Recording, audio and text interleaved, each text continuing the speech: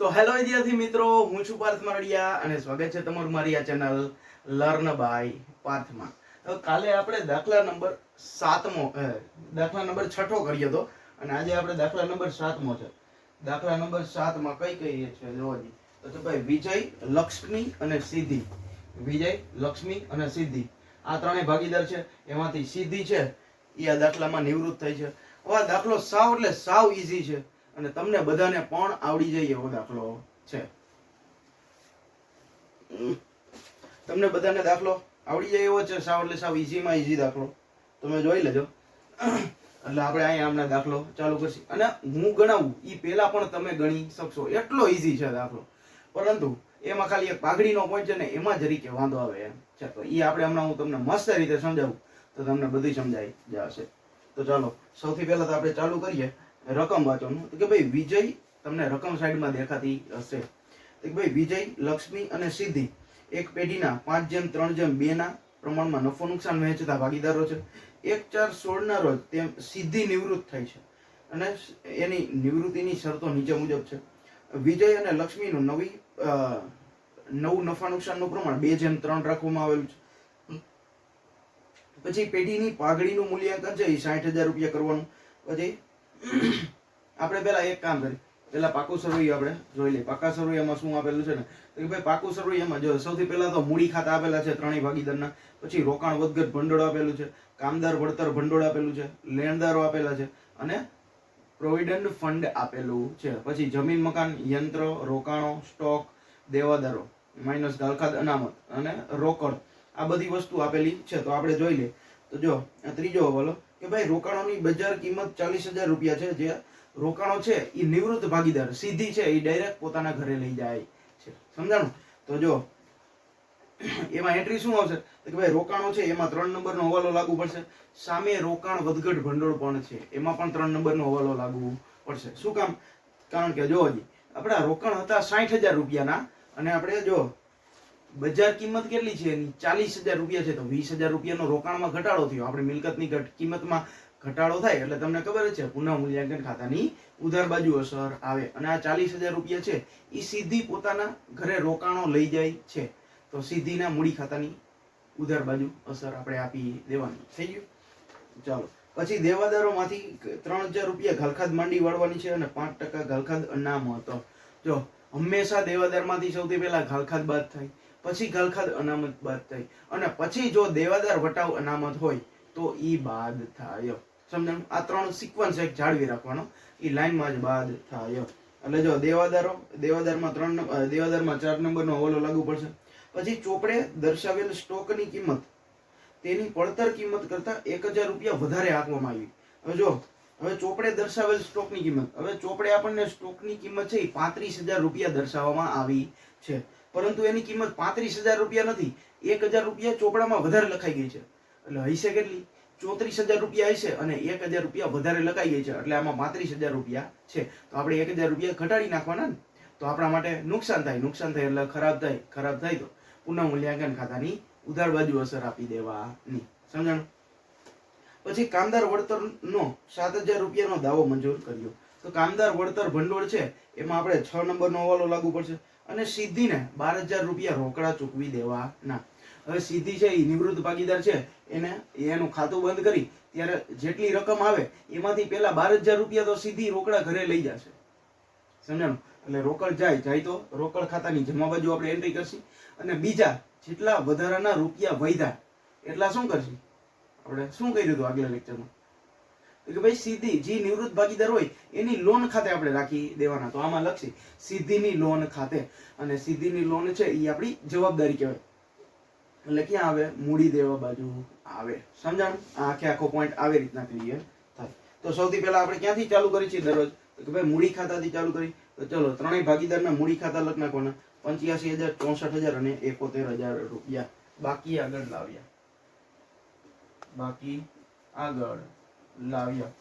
કેટલા રૂપિયા છે? તો કે ભાઈ 85,000, 64,000 અને હજી કેટલા છે? 71,000 રૂપિયા. ચાલો હવે પછી રોકાણ વધઘટ ભંડોળ આપેલું છે. હવે રોકાણ વધઘટ ભંડોળ છે એમાં રોકાણ સાથે સંબંધ ધરાવે છે, તો રોકાણનો 3 નંબરનો હવાલો છે. રોકાણો હતા કેટલા આપણે જો રોકાણો 60,000 રૂપિયાના હતા અને 3 નંબરનો હવાલો શું કહે છે જોજો તો કે ભાઈ રોકાણોની બજાર કિંમત છે એ 40,000 રૂપિયા થઈ ગઈ. 60,000 ના હતા અને 40,000 રૂપિયાના થઈ ગયા. મિલકતની કિંમતમાં ઘટાડો એટલે પુનઃ મૂલ્યાંકન ખાતાની ઉધાર બાજુ અસર આવે. પણ ક્યારે? જ્યારે રોકાણ વધઘટ ભંડોળ ન આપ્યું હોય ત્યારે. પણ આમાં તો રોકાણ વધઘટ ભંડોળ આપ્યું છે. જો આપણને 20,000 રૂપિયાનું નુકસાન થયું, પરંતુ આમાં આપણે રોકાણ વધઘટ ભંડોળ છે એ 15,000 રૂપિયા રાખ્યા હતા સાઈડમાં નફામાંથી કે ભાઈ આપણને ભવિષ્યમાં કોઈ પણ જાતનું રોકાણમાં નુકસાન થાય તો આપણે આ 15,000 રૂપિયામાંથી કવર કરી શકાય. પરંતુ તો આ 15,000 ની બદલે આપણને 20,000 રૂપિયાનું નુકસાન થયું તો 5,000 નું શું વધારે નુકસાન થયું. તો જે વધારે નુકસાન થયું હોય એની જ અસર આવે, કારણ કે જે 15,000 રૂપિયા છે એ તો આપણા કવર થઈ ગયા. આપણે નફામાં જે અલગ રાખ્યા હતા એનાથી આપણે કવર થઈ ગયા. એટલે 5,000 રૂપિયાનું વધારે નુકસાન થયું તો એ જ હંમેશા લખવાનું પુનઃ મૂલ્યાંકન ખાતાની ઉધાર બાજુ. રોકાણ વધઘટ ભંડોળ કેટલું? 5,000 રૂપિયા. રોકાણ વધઘટ ભંડોળ 5,000 રૂપિયા. પછી બીજી અસર ક્યાં આવશે? જો ભાઈ બીજી અસર ક્યાં આવશે એમાં જો ચોખ્ખું કીધું છે. અને જે કિંમતે 40,000 રૂપિયા છે, જે કિંમત કોણ લઈ જાય છે? સીધી ડાયરેક્ટ તેના ઘરે લઈ જશે. હવે સીધીને વસ્તુ મળે તો હવે ભાગીદારને કોઈ પણ વસ્તુ મળે તો ભાગીદારના મૂડી ખાતે જમા આવે. પરંતુ આમાં શું કીધું છે? જો મિલકત છે તો મિલકતનું વ્યક્તિ ખાતાનો નિયમ શું લાગુ પડે? લાભ લેનાર ખાતે ઉધાર, એટલે સીધી ખાતે ઉધાર આવે. અને માલ મિલકત ખાતાનો નિયમ શું કહે છે? માલ આવે તો ઉધાર, માલ જાય તો જમા. તો માલ જાય છે, જાય તો જમા. એટલે સીધીના મૂડી ખાતે ઉધાર, તે રોકાણ ખાતે જમા. તો સીધીના મૂડી ખાતાની ઉધાર બાજુ લખવાનું શું? રોકાણ ખાતે. કેટલા રૂપિયા છે? 40,000 રૂપિયા. અહીંયા રોકાણ લખવાનું અને સીધીના ખાનામાં લખવાનું 40,000 રૂપિયા. આ રીતે આખી એન્ટ્રી લાગુ પડે. સમજાણું? ચાલો પછી છે કામદાર વળતર ભંડોળ. હવે કામદાર વળતર ભંડોળ છે એમાં 6 નંબરનો હવાલો લાગુ પડે છે. જો જી 6 નંબરનો હવાલો શું કહે છે? તો કે ભાઈ કામદાર વળતરનો 7,000 રૂપિયા દાવો મંજૂર કરવો. જો કામદાર વળતર ભંડોળ છે આપણે 17,000 રૂપિયા નફામાંથી અલગ રાખેલું હતું કે આપણને ભવિષ્યમાં કોઈ પણ આપણા કામદારો હોય તો એને અકસ્માત થાય તો એને દવા કે એવું કંઈ લેવાનું હોય તો એ સરળતાથી લઈ શકે, એટલે આપણે એને ચૂકવવા ના થાય. તો આમાં એવું જ થયું. જો શું થયું કે ભાઈ 7,000 રૂપિયા આપણે કામદારને ચૂકવવા પડશે. તો 17,000 રૂપિયા છે એમાંથી 7,000 રૂપિયા તો કવર થઈ ગયા. સમજાણું? તો જે 7,000 રૂપિયા કવર થઈ ગયા અને 10,000 રૂપિયા વધ્યા એનું શું કરવાનું? તો ભાઈ 10,000 રૂપિયા વધ્યા એનું ભાગીદારો વચ્ચે ડિસ્ટ્રીબ્યુટ કરી નાખવાના. કયા પ્રમાણમાં? જૂના પ્રમાણમાં. જૂનું પ્રમાણ શું હતું? જો 5:3:2. તો કેટલા આવશે? 10,000 રૂપિયા છે ભાગ્યા 10 ગુણ્યા 5 બરાબર 5,000 રૂપિયા, 3 બરાબર 3,000 રૂપિયા અને 2 બરાબર 2,000 રૂપિયા આવે. સમજાણું? તો ચાલો આ રીતે કામદાર વળતર ભંડોળ. હવે કામદાર વળતર ભંડોળ છે ભાગીદારને મળે તો ભાગીદારના મૂડી ખાતાની જમા બાજુ અસર આવે. એ તો તમને ખ્યાલ જ છે. કામદાર વળતર ભંડોળ 5,000 રૂપિયા, 3,000 રૂપિયા અને 2,000 રૂપિયા. ચાલો પછી તો કે ભાઈ જો હજી 7 નંબરનો હવાલો 6 નંબરનો હવાલો એ કહે છે કામદાર વળતરનો દાવો પેટે 7,000 રૂપિયા હજી મંજૂર કર્યા છે, આપણે ચૂકવી દીધા નથી. તો આપણી જવાબદારી કહેવાય કે આપણે એને ભવિષ્યમાં પેમેન્ટ કરવું પડશે. તો આપણી જવાબદારી કહેવાય તો એ ક્યાં આવે? મૂડી દેવા બાજુ આવે. તો ચાલો લખી નાખો કામદાર વળતરનો દાવો 7,000 રૂપિયા. કામદાર વળતર દાવો 7,000 રૂપિયા. ચાલો હવે પછી છે લેણદારો 56,000 રૂપિયા અને પ્રોવિડન્ટ ફંડ 42,000 રૂપિયા. કોઈ પણ જાતનો હવાલો નથી. એસીટીસ ક્યાં લખી નાખવાના? મૂડી દેવા બાજુ જેમ છે તેમ જ. લેણદારો 56,000 રૂપિયા, લેણદારો 56,000 રૂપિયા અને પ્રોવિડન્ટ ફંડ 42,000 રૂપિયા. પ્રોવિડન્ટ ફંડ 42,000 રૂપિયા. ચાલો પછી જમીન મકાન અને યંત્ર એમાં પણ કોઈ જાતનો હવાલો છે નહીં. તો શું કરશી? એઝ ઇટ ઇઝ મિલકત લેણા બાજુ લખી નાખવાનું. જમીન મકાન છે 1,30,000 રૂપિયા અને યંત્ર છે 70,000 રૂપિયા.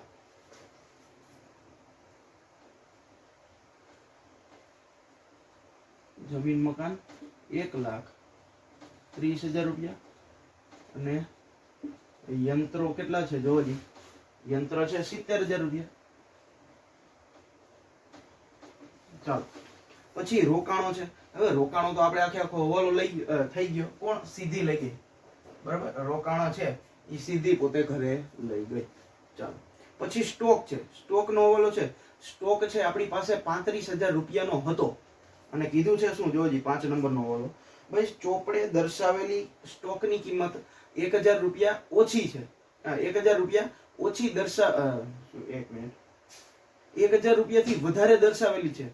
હવે 35,000 રૂપિયાના હતા તો એમાં 1,000 રૂપિયા વધારે છે એટલે આપણે બજાર કિંમત કેટલી હશે 34,000 રૂપિયા છે અને ભૂલથી આપણને 35,000 રૂપિયા લખાઈ ગયા તો આપણે 1,000 રૂપિયા શું કરી નાખી, ઘટાડી નાખી. અને કોઈ પણ વસ્તુ ઘટે, મિલકતની કિંમતમાં ઘટાડો થાય એટલે શું કરવાનું, પુનઃ મૂલ્યાંકન ખાતાની ઉધાર બાજુ તમને ખબર જ છે તો લખવાનું સ્ટોક 1,000 રૂપિયા ઘટી ગયો અને અહીંયા સ્ટોક કેટલા આવશે, સ્ટોક હતો કેટલો 35,000 રૂપિયા હતો, 1,000 રૂપિયા ઘટાડો 1,000 રૂપિયા એટલે હવે 34,000 રૂપિયા થશે. ચાલો પછી દેવાદારો. જો મેં શું કીધું, દેવાદારની એક ઓલી છે ને એક ફોલો કરવાની, શું કે ભાઈ દેવાદાર છે એમાંથી ખાલખાદ પેલા બાદ થાય, પછી ખાલખાદ અનામત બાદ થાય અને પછી દેવાદાર વટાવ અનામત બાદ થાય જો આપી હોય તો. તો આમાં સૌથી પહેલા જો હજી 4 નંબરનો હવાલો લાગુ પડે છે. દેવાદાર હતા કેટલા, 23,000 રૂપિયાના દેવાદાર હતા. અહીં લખવાનું દેવાદાર 23,000 રૂપિયા. પછી 4 નંબરનો હવાલો કે ભાઈ દેવાદારો માંથી 3,000 રૂપિયા ઘાલખાદ માંડી વાળવાની અને જે બાકી આવે એના ઉપર 5% ઘાલખાદ અનામત. જો પહેલા તો આપણે 3,000 રૂપિયા ઘાલખાદ બાદ કરશી. હવે જો ઘાલખાદ આપણે 3,000 રૂપિયા બાદ કરી, બરાબર, એટલે ઘાલખાદ શું કહેવાય, આપણી ખર્ચો કહેવાય અને ખર્ચો થાય તો આપણી માટે ખરાબ થાય અને પુનઃ મૂલ્યાંકન ખાતે ઉધાર, બરાબર. કેટલા ઘાલખાદ 3,000 રૂપિયા બાદ કરવાની છે અને માઇનસ ઘાલખાદ 3,000 રૂપિયા એટલે 20,000 રૂપિયા આવશે. તો ચાલો ઘાલખાદ અહીંયા લખી નાખી, ઘાલખાદ 3,000 રૂપિયા. પછી શું કીધું છે કે ભાઈ જે બાકી આવે એના ઉપર 5% ઘાલખાદ અનામત. તો 20,000 રૂપિયા છે એના 5% કેટલા થતા, જો 20,000 રૂપિયા છે એના 10% 2,000 રૂપિયા થાય અને 2,000 ના અડધા 1,000 રૂપિયા, બરોબર, એટલે માઇનસ ઘાલખાદ અનામત. હવે જો હવે ઘાલખાદ અનામત છે પેલા કેટલી રાખેલી હતી, 4,000 રૂપિયા રાખેલી હતી અને હવે આપણે કેટલી રાખવાની છે, માત્ર 1,000 રૂપિયા જ રાખવાની છે. ઘાલખાદ અનામત છે એ આપણું શું કહેવાય, એ આપણું નુકસાન કહેવાય, ખર્ચ કહેવાય. હવે ખર્ચની કિંમતમાં વધારો થાય તો આપણા માટે નુકસાન થાય, ખર્ચની કિંમતમાં ઘટે, ખર્ચો ઘટે તો આપણને તો અલ્ટિમેટલી ફાયદો થવાનો છે ને. અને ફાયદો થાય તો પુનઃ મૂલ્યાંકન ખાતાની જમા બાજુ આપણે જો આમાં 4,000 રૂપિયા રાખી હતી પેલા અને હવે આપણે 1,000 રૂપિયા જ રાખવાની છે તો આપણને 3,000 રૂપિયાનો ફાયદો થયો, બરોબર. તો ઘાલખાદ અનામત ખાતે 3,000 રૂપિયા ક્યાં લખશી, પુનઃ મૂલ્યાંકન ખાતાની જમા બાજુ. ઘાલખાદ અનામત 3,000 રૂપિયાનો ફાયદો થયો અને આમાંથી કેટલા બાદ કરશી, તો જે નવી હોય એ 1,000 રૂપિયા જ બાદ થશે, 1,000 રૂપિયા. ચાલો એટલે અહીંયા આવશે 19,000 રૂપિયા. ઓકે. પછી રોકડ 36,000 રૂપિયા રોકડા છે તો આપણે રોકડ બાકી આગળ લાવ્યા 36,000 રૂપિયા બાકી આગળ લાવ્યા 36,000 રૂપિયા. ચાલો પછી હવે જો એક કઈ હવાલા બાકી નથી ને એ આપણે પહેલા જોઈ લેવાનું. તો ભાઈ પેલો છે નવું નફા નુકસાનનું પ્રમાણ છે, બીજું પાઘડી છે, ત્રીજું આ પાઘડીનું આપણે સૌથી છેલ્લે જ રાખવાનું. પછી છે રોકાણોની બજાર કિંમત, રોકાણ વાળો હવાલો થઈ ગયો, દેવાદાર વાળો આખો હવાલો થઈ ગયો, પછી ચોપડે કિંમત વાળો આખો હવાલો થઈ ગયો, પછી કામદાર વળતરનો દાવો એ પણ આપણે કરી નાખ્યું. અને છેલ્લે સિદ્ધિના 12,000 રૂપિયા ચૂકવવાના છે. ઈ જો અત્યારે આપણે અહીંયા લખી શકી ડાયરેક્ટ કે ભાઈ સિદ્ધિના ખાનામાં છે, સિદ્ધિ લઈ જાય છે 12,000 રૂપિયા, તો ડાયરેક્ટ રોકડ ધંધામાંથી જાય તો જમા, રોકડ ખાતાની જમા બાજુ લખી નાખી. પરંતુ એ રીતના વધારે ખબર ન પડે, આપણે એનું ખાતું ક્લોઝ કરતા હોય અને એ નિવૃત્ત થાય ખાતું ક્લોઝ કરતા હોય ત્યારે આપણે લખી ના, તો એમાં વધારે ખબર પડે, તો આપણે ત્યારે જ લખશું. પણ અત્યારે શું કરવાનું જોવા જઈએ. હવે પાઘડી છે એ ડિસ્ટ્રીબ્યુટ કરવાની કે ભાઈ પાઘડી છે એ નિવૃત્ત ભાગીદારને ટોટલ પાઘડી મળશે કેટલી, સમજાણ? હવે નિવૃત્ત ભાગીદારને ટોટલ પાઘડી મળે કેટલી, તો આપણે શું પાઘડી ગોતવી પડે. તો ચલો, પેઢીની કુલ પાઘડી કેટલી છે? 60,000 રૂપિયા. તો લખવાનું પેઢીની કુલ પાઘડી 60,000 રૂપિયા. હવે જો મળશે કોને? ભાગીદાર સીધી નિવૃત્ત થાય છે તો ભાગીદાર સીધીને મળે. શું કામ? કારણ કે સીધી તો નિવૃત્ત થાય છે અને નિવૃત્ત ભાગીદાર એમ કહી દે કે ભાઈ હવે તો મારા ભાગની જે પાઘડી હોય એ મને આપી દો, કારણ કે હું તો હવે ધંધામાં રહેવાની નથી, હું તો છૂટી થઈ જાઉં છું. એટલે શું તો કે મારો જેટલો હિસાબ થતો એ તમે મને બધો કરી દો. એટલે સીધીના ભાગની પાઘડી આપણે ગોતવી પડશે. તો લખવાનું સીધીના ભાગની પાઘડી બરાબર 60,000 રૂપિયા. સીધીનો ભાગ કેટલો હતો જોજી? 5:3:2 હતો. તો સીધીનો ભાગ 2 હોય તો 2 ના છેદમાં કેટલા આવે? 2 ના છેદમાં 10 આવે. તો 0 0 અહીંયા ઉડી ગયો અને 6 દુને 12,000 રૂપિયા. જો સીધીના ભાગની પાઘડી 12,000 રૂપિયા છે. હવે 12,000 રૂપિયા છે એ આપશે કોણ? તો કે ભાઈ કોણ કોણ આપશે? એક તો આ પેલું, એનું નામ શું છે? ઓકે, વિજય અને લક્ષ્મી, આ બે 12,000 રૂપિયા છે એ પોતાના લાભના પ્રમાણમાં આપશે. તો આપણે લાભનું પ્રમાણ તો હજી શોધવું પડશે ને, કે ભાઈ લાભનું પ્રમાણ શું છે એ આપણે શોધવું પડશે. તો એ લાભના પ્રમાણમાં એ પોતે આપશે અને એ ડિસ્ટ્રીબ્યુટ થઈ જશે. તો ચાલો આપણે લાભનું પ્રમાણ પહેલા ગોતી લખવાનું. જૂનું પ્રમાણ અને નવું પ્રમાણ. ચાલો, જૂનું પ્રમાણ કેટલું છે જોજી? 5:3:2. કોણ કોણ છે? વિજય, લક્ષ્મી અને એસ. ચાલો, હવે શું છે કે ભાઈ નવું પ્રમાણ પણ આપેલું છે. કેટલું છે? 2:3. કોનું કોનું? તો કે ભાઈ વિજય અને લક્ષ્મીનું. વિજય અને લક્ષ્મીનું 2:3. એટલે જોજો અહીંયા 10 થશે અને અહીંયા 5 થશે. તો હવે આપણે સૌથી પહેલા તો લાભનું પ્રમાણ શોધવું હોય તો કોનો લાભ ગોતશી? પહેલા તો આ બેનો લાભ શોધવો પડે ને. તો આપણે વિજયનો લાભ શોધી પહેલા. વિજયનો લાભ બરાબર સૂત્ર શું આવે લાભનું? નવું પ્રમાણ માઇનસ જૂનું પ્રમાણ. નવું માઇનસ જૂનું. તો નવું કેટલું છે? આ નવું છે વિજયનું. તો 2/5. 2/5 માઇનસ 5/10. બરોબર. હાલો ક્રોસ મલ્ટીપ્લાય કરો જી. 10 દુને 20 માઇનસ 5 ઉપર 25 છેદમાં 50. તો અહીં કેટલા આવશે? -5/50. આ કોનું મળ્યું? વિજયનું મળ્યું. હજી આપણે કોનું શોધવાનું છે? લક્ષ્મી. હવે લક્ષ્મીનું આપણે લાભનું પ્રમાણ શોધી તો શું થાય જોજી? નવું પ્રમાણ કેટલું છે લક્ષ્મીનું? આ રીતે 3/5. 3/5 માઇનસ 3/10. કરો જી. 10 તેરીને 30 માઇનસ 15 છેદમાં 50. એટલે કેટલા આવશે? 15/50. ચાલો, હવે જ્યારે અહીંયા મોસ્ટ ઇમ્પોર્ટન્ટ વસ્તુ અહીંયા છે. અહીંયા જ બધા જ વિદ્યાર્થીને ભૂલ પડતી હોય. શું કે ભાઈ જો હવે જ્યારે આપણે લાભનું પ્રમાણ શોધતા હોય ત્યારે જવાબ માઇનસમાં આવે તો શું સમજવાનું કે ઈ ભાગીદાર છે ઈ ત્યાગ કરતો હશે. શું કરતો હશે? ત્યાગ કરતો હશે. તો અહીંયા લખી નાખવાનું ત્યાગ. હવે જો જે ભાગીદાર ત્યાગ કરતો હોય ને એને પણ પોતાના ભાગની પાઘડી મળે. આપે કોણ? જે લાભ કરતો હોય ને ઈ ભાગીદાર આપે. તો આમાં લાભ કોણ કરે છે? તો લાભ તો લક્ષ્મી એક જ લાભ કરે છે, બરોબર. તો લક્ષ્મી છે એ વિજયને પણ પૈસા આપશે પાઘડીના, અને કોને આપશે? તો કે ભાઈ સિદ્ધિને પણ પાઘડીના રૂપિયા આપશે. સિદ્ધિને 12,000 રૂપિયા આપશે અને વિજયને કેટલા આપશે એ આપણે શોધી લઈ એટલે આપણને ખબર પડી જાય. તો વિજયના ભાગની પાઘડી બરાબર વિજયને મળવા પાત્ર પાઘડી. તો કે ભાઈ વિજયને મળવા પાત્ર પાઘડી બરાબર. તો હવે વી ને મળતી પાઘડી એટલે વિજયને મળતી પાઘડી. વિજયને કેટલી પાઘડી મળશે એને જેટલો ત્યાગ કર્યો છે, જો 5/50 એને ત્યાગ કર્યો છે, તો એને પાઘડી મળશે કોની પાસેથી? લક્ષ્મી પાસેથી. બરોબર. તો કેટલી પાઘડી મળશે ઈ આપણે જોઈ લઈએ. તો કુલ પાઘડી છે 60,000 રૂપિયા ગુણ્યા જેટલો એને ત્યાગ કર્યો છે ને ઈ ત્યાગનું પ્રમાણમાં કરવાનું હોય, /5/50. જો હવે અહીંયા માઇનસ હોય ને એ માઇનસ નીકળી જાય એટલે 0 0 અહીંયા આવડે 5 5 અહીંયા આવડે એટલે 6,000 રૂપિયા. 6,000 રૂપિયા પાઘડી છે ઈ કોને મળશે? વિજયને મળશે, કારણ કે એને શું કર્યો છે? પેઢીમાં ત્યાગ કર્યો છે. અને લાભ તો કોણે કર્યો છે? બધાય ત્યાગ તો લક્ષ્મી, બધાય ભાગ લાભ તો લક્ષ્મીએ જ કર્યો છે. બરોબર.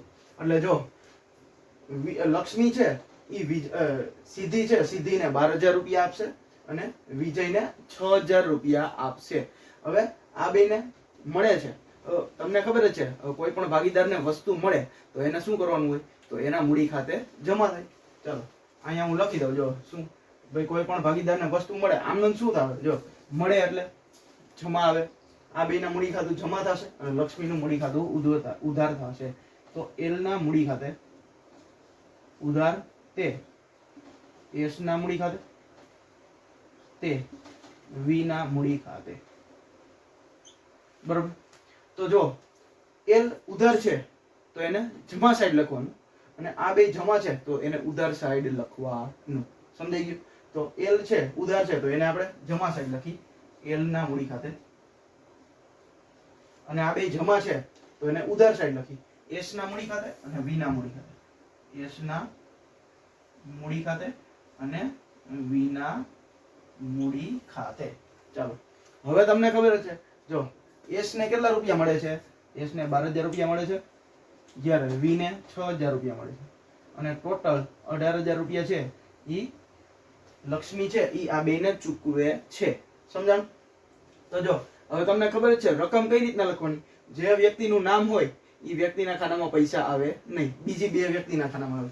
જો એલ નું નામ લખ્યું છે એટલે એલ નામાં ડેશ કરી નાખી અને વિજયને કેટલા રૂપિયા મળશે? 6,000 રૂપિયા મળશે, જ્યારે સિદ્ધિને 12,000 રૂપિયા મળશે. તેવી જ રીતે અહીંયા એસ અને વી નું નામ લખ્યું છે તો એસ અને વી ના ખાનામાં પૈસા આવશે નહીં. પૈસા કોના ખાનામાં આવશે? લક્ષ્મીના ખાનામાં આવશે. ચલો કેટલા?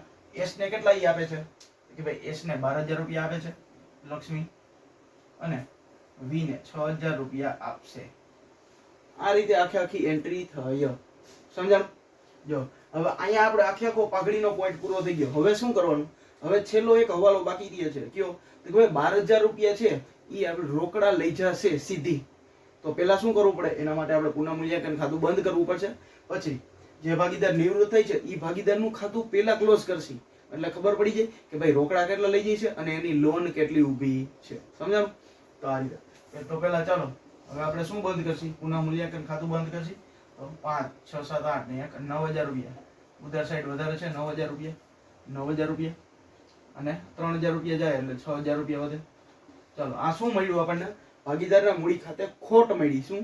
કારણ કે ઉધાર બાજુનો સરવાળો ઉધાર હોય એટલે ખોટ થાય. ભાગીદારના મૂડી ખાતે ખોટ. ચાલો કોણ કોણ ભાગીદાર છે? વી, એલ અને એસ. 6,000 રૂપિયા છે એને વેચોજી 6,000 ભાંગ્યા 10 એટલે 600 આવશે, ગુણ્યા કોનો ભાગ છે? 6 5 30 એટલે 3,000 રૂપિયા. વિજયના 6 ગુણ્યા 3 એટલે કેટલા? 3600 રૂપિયા. સોરી કેટલા આવશે? 1,500 રૂપિયા આવશે ને. જો 6,000 રૂપિયા 6,000 રૂપિયા ભાંગ્યા 10 ગુણ્યા 5 બરાબર 3 બરાબર એટલે 1,800 અને 2 બરાબર એટલે 1,200. 1,800 અને 1,200. 1,800 અને 1,200. હવે આ બાજુ જમા છે તો ભાગીદારના મૂડી ખાતે શું થઈ જાય? ઉધાર થઈ જાય. એક વસ્તુ જમા થાય તો એક વસ્તુ ઉધાર થાય. લખવાનું શું? પુનઃ મૂલ્યાંકન ખાતે. પુનઃ મૂલ્યાંકન ખાતે કેટલા? 3,000 રૂપિયા, 1,800 રૂપિયા અને 1,200 રૂપિયા. ચાલો આખો હવાલો પૂરો. હવે શું કરશે? હવે મૂડી ખાતા બંધ કરીએ એટલે જે ભાગીદાર નિવૃત્ત થઈ છે એ ભાગીદારનું પહેલા ખાતું બંધ થાય. ચાલો કોનું? આપણે સીધીનું ખાતું આપણે પહેલા બંધ કરશું. ચાલો સીધીનું ખાતું કેમાં વધારે છે? આમાં જ વધારે છે. ટ્રેટર સાઈડ કરો જી. કેટલા રૂપિયા? તો ભાઈ 71,000 રૂપિયા પ્લસ 2,000 રૂપિયા પ્લસ 12,000 રૂપિયા એટલે 85,000 રૂપિયા. 85,000 રૂપિયા અહીંયા, 85,000 રૂપિયા અહીંયા. હવે જો 85,000 રૂપિયા છે એમાંથી 12,000 રૂપિયા તો એ રોકડા ડાયરેક્ટ ઘરે જ લઈ જશે. એટલે અહીં લખવાનું શું? પેલા તો 12,000 રૂપિયા છે એ લખવાનું શું? રોકડ ખાતે. રોકડ. અને આપણા 12,000 રૂપિયા છે એ ધંધામાંથી જાય છે. જાય તો જમા. રોકડ ખાતાની જમા બાજુ લખવાનું શું? કે ભાઈ સીધીના મૂડી ખાતે, એસ ના મૂડી ખાતે 12,000 રૂપિયા. ચાલો આટલું પતી ગયું. હવે શું કરવાનું? હવે 12,000 રૂપિયા સિવાય જેટલી રકમ બાકી રહે છે એની, એમાં શું કરશે? તો કે ભાઈ એની લોન બોલાવશે. જો 85,000 માઇનસ 12,000 રૂપિયા બાદ થયા એટલે 73,000 રૂપિયા વધ્યા. તો 73,000 રૂપિયાની શું બોલશે? 73,000 રૂપિયાની સીધીની લોન ખાતે લખવાનું. 73,000 રૂપિયા અહીંયા 73,000 રૂપિયા શું લખવાનું? સીધીની એસ ની લોન. ચાલો એટલે જો એસ ની લોન છે તો એ લોન ક્યાં આવે? મૂડી દેવા બાજુ આવે ને. તો લખવાનું સીધીની લોન. સીધીની લોન કેટલી છે? 73,000 રૂપિયા. ચાલો હવે જે બીજા બે ભાગીદાર છે એ બે ભાગીદારના ખાતા શું કરી નાખવાના? ક્લોઝ કરી નાખવાના. ચલો 85,000 રૂપિયા પ્લસ 5,000 રૂપિયા પ્લસ 6,000 રૂપિયા એટલે 96,000 રૂપિયા વધશે. અહીંયા 96,000 રૂપિયા અને 3,000 બાદ કરી એટલે 93,000 રૂપિયા આવે. શું લખવાનું? બાકી આગળ લઈ ગયા. સમજાણું? ચાલો એ જ રીતના અહીંયા 64,000 રૂપિયા પ્લસ 3,000 રૂપિયા એટલે કેટલા? 67,000 રૂપિયા આવશે. 67,000 રૂપિયા અહીંયા 67,000 રૂપિયા માઇનસ આ ત્રણેય અમાઉન્ટ બાદ કરવાનું. માઇનસ 12,000 રૂપિયા માઇનસ 6,000 રૂપિયા માઇનસ 1,800 રૂપિયા એટલે કેટલા? 47,200 એ પણ બાકી આગળ લઈ ગયા. ચાલો હવે આ બેની આખરની મૂડી મળી ગઈ. તો આખરની મૂડી ક્યાં આપણે લખવી પડે? મૂડી દેવા બાજુ મૂડીમાં મૂડી કેટલી લખવાની? વી અને એલ. વી અને એલ 93,000 અને 47,200. 47,200 અને 3,000 1,40,200. ચાલો હવે આખું પૂરું થઈ ગયું. હવે આપણે રોકડ બેંક ખાતું બંધ કરી દઈએ. કરો જી. આલી બાજુ 36,000 રૂપિયા વધારે છે. 36,000 લખવાના. એમાંથી 12,000 બાદ કરીએ એટલે 24,000 રૂપિયા વધે. બાકી આગળ લઈ ગયા રોકડમાં. તો અહીંયા રોકડ બેંક કેટલા? 24,000 રૂપિયા. ચાલો હવે આપણે જોઈ લઈએ કે ભાઈ બે બાજુનો સરખો ટોટલ આવી જાય છે તો આપણો આખો દાખલો સાચો. ચાલો 1,40,200 પ્લસ 73,000 રૂપિયા પ્લસ 7,000 રૂપિયા પ્લસ 56,000 રૂપિયા અને 42,000 રૂપિયા એટલે 3,18,200 આવે છે. આ બાજુ જોઈ લઈ. કદાચ ક્યાંક મિસ્ટેક થાય છે. 70,000 રૂપિયા 34,000 રૂપિયા 19,000 રૂપિયા અને 24,000 રૂપિયા. 2,77 માઇનસ 3,18,200 41,200 રૂપિયાનો ક્યાં કાંઈ ડિફરન્સ તો જો ભૂલ આપણે એક અહીંયા પડી છે કે ભાઈ આ 73,000 રૂપિયા છે 73,000 રૂપિયા આવે નહીં. શું કામ? કારણ કે જો અહીં 85,000 રૂપિયા છે એમાંથી 12,000 1200 અને 40,000 આ ત્રણેય બાદ કરવાના હતા પણ 40,000 રૂપિયા બાદ કરતા ભૂલાઈ ગયા હતા. એટલે જોજી 85,000 રૂપિયા છે માઇનસ 12,000 માઇનસ 1200 માઇનસ 40,000 રૂપિયા એટલે કેટલા આવે? 31,800 આવે. 31,800. જો 31,800 ની શું છે? એની લોન બોલે છે 31,800 એટલે અહીંયા પણ 73,000 ની બદલે કેટલા આવશે? 31,800. 31,800. અને આ જવાબમાં કેટલા આવશે? કરો જી હવે ટોટલ, એટલે કદાચ આવી જાય તો 1,40,200, 31,800, 7,000 રૂપિયા, 56,000 રૂપિયા અને 42,000 રૂપિયા. 2,77. અને આલી બાજુ પણ 2,77 જવાબ આવતો તો તોય જોઈ લઈએ આપણે. 1,30,000, 70,000 રૂપિયા, 34,000 રૂપિયા, 19,000 રૂપિયા અને 24,000 રૂપિયા. 2,77 જો આવી ગયો. આ રીતે આપણે આખા દાખલાનો જવાબ આવી ગયો. હવે ખાલી વાંધો ક્યાં પડ્યો? વાંધો તમને ક્યાં પડ્યો હોય છે ખબર છે? અહીંયા જો આપણે લાભનું પ્રમાણ શોધી ત્યારે જવાબ માઇનસમાં આવે ત્યારે આપણે ત્યાગ કર્યો એમ કહેવાય. અને ત્યાગ કર્યો હોય એટલે જે ભાગીદાર ત્યાગ કરે એને પણ પોતાને પાઘડી મળે. કોણ આપે? કોણ કે જે ભાગીદાર લાભ કરતો હોય ને એ ભાગીદાર શું કરે? જે ત્યાગ કરતો હોય ભાગીદારને પાઘડી આપે અને જે નિવૃત્ત થતો હોય એ ભાગીદારને પણ પાઘડી આપે. જો સિદ્ધિ છે એ નિવૃત્ત થતી હતી તો એને 12,000 રૂપિયા આપ્યા. સમજાણું? અને વિજય છે એને ત્યાગ કરતો હતો, વિજય ત્યાગ કરતો હતો તો એને પણ 6,000 રૂપિયા પોતાના ભાગના 5/50 ભાગ આવ્યો હતો એ ભાગે શું આપ્યું? પાઘડી આપી. કોણે પાઘડી આપી? તો લક્ષ્મીએ પાઘડી આપી. સમજાણું? એટલે આ રીતે આમાં આપણે આખી એન્ટ્રી કરી. સમજાઈ ગયું? આ દાખલો હતો સહેલો, સાવ સહેલો હતો, તમારાથી એક્ઝેક્ટ થઈ જાય. સાવ એટલે સાવ ક્યાંય ભૂલ પડે નહીં. તો આના આપણને પૂરેપૂરા આપણને 8 માર્ક મળી ગયા. સમજાણું? તો વિડીયો આટલો બધો દાખલો આટલો જ સાવ સહેલો છે. આમાંથી કોઈ કાંઈ વાંધો આવે નહીં, કોઈને પણ કાંઈ વાંધો ન આવે. આપણે 5મું ચેપ્ટર મસ્ત રીતે શીખાજી એટલે ક્યાંય વાંધો આવે નહીં. સમજાણું? તો વિડીયો અહીં સુધી જોયો હોય તો વિડીયોને લાઈક કરજો, ચેનલને સબસ્ક્રાઇબ કરજો. બાકી તમારા 12મા ધોરણના મિત્રો હોય એની સાથે શેર કરજો. અને વિડીયોની બીજા કોઈ પ્લેલિસ્ટ જોતા હોય એને તો વિડીયોની નીચે ડિસ્ક્રિપ્શનમાં લિંક આપેલી છે, એમાંથી તમે ચેકઆઉટ કરી શકો છો. બરોબર?